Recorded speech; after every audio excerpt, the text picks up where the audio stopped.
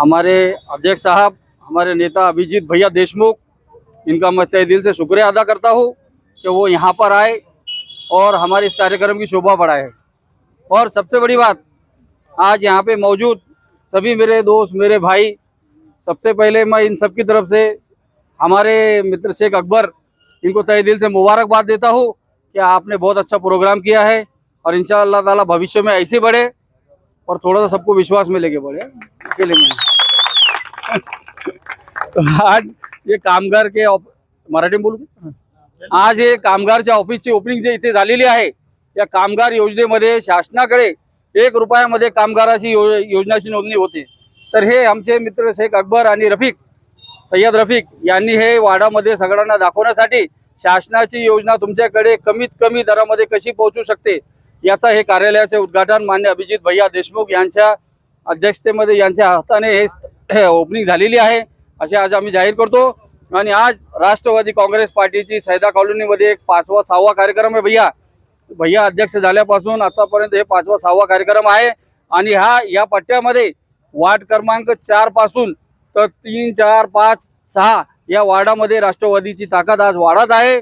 आणि आज शहरामध्ये आज अकबर सारखे तडफदार तरुण, अकबर जेव्हा राष्ट्रवादीमध्ये आला, मला सांगितलं भैया मला एक साइड पोस्ट देऊन टाका म्हणे, मला वेळ नाही म्हणे, मी कामधंद्यात राहतो म्हणे। मैं बोला यार अकबर ऐसा क्यों बोल रहा है, एनजीओ तो चलाता है। आता अकबरची एनजीओ पण चालते आणि अकबर त्याच्यामध्ये मला म्हणतो का मला वेळ नाही भैया, मला साइड पोस्ट द्या। मी अभिजीत भैयाला सांगितलं की भैया अकबर असा म्हणतो, तर भैया मला काय म्हणाले, अकबर को छोटे घोड़े पे मत बिठाओ, उसको बड़े घोड़े पे बिठाओ बोले ज्यादा भागने वाला घोड़ा है बोले। तर अकबरला आम्ही मग ॲडजस्ट केल्यानंतर आज अकबरचा खूप बेस्ट काम चालू आहे शहरामध्ये। आणि आज राष्ट्रवादी काँग्रेस पार्टी ही शहरामध्ये अभिजीत भैया यांच्या नेतृत्वामध्ये कानाकोपऱ्यात जाण्याचं काम करत आहे। आणि आज प्रत्येक ईद रमजान ईद निमित्त अभिजीत भैया यांनी मुस्लिम समाजाच्या प्रत्येक कार्यकर्त्याच्या घरी व्हिजिट दिली आहे।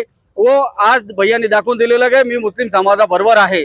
जशी आमचे अजित दादाची धोरणं आहे कि मुसलमान के ऊपर कोई उंगली उठाएगा तो मैं उंगली पकड़ के खींच लूंगा, वैसे शहर में हमारे अभिजीत भैया की धोरणा है कि मुस्लिम मेरे भाई है और मैं मुस्लिमों के साथ हूँ।